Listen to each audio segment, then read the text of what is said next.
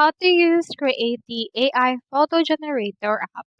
So in this video, I will show you how you can use Creati in order to generate photos using AI.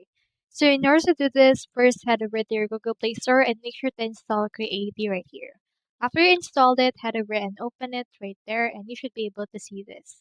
So you can use text to video, image to video, and you can use in here a lot more. You can also just upload the photo and add in here some prompts. You can create profile photos, create image to talk video, and the likes. So in here, as you can see, this uses VO3. You can use a outfit, hair salon, body, face fix, and the likes. Let's head over and start from a photo. Let's start from a photo that we have on our actual gallery and let's allow access. Now just choose in here the photo that you want. Click on check. And then you can use in here this faces right here. Let's choose in here the remover and let's brush over what we want to remove. Let's remove this part and then this will load and then this should be able to edit that.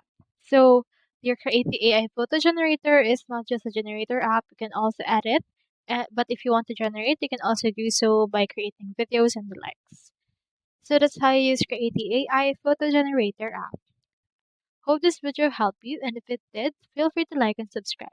It really supports the channel. And if you got a question, just drop it in the comments.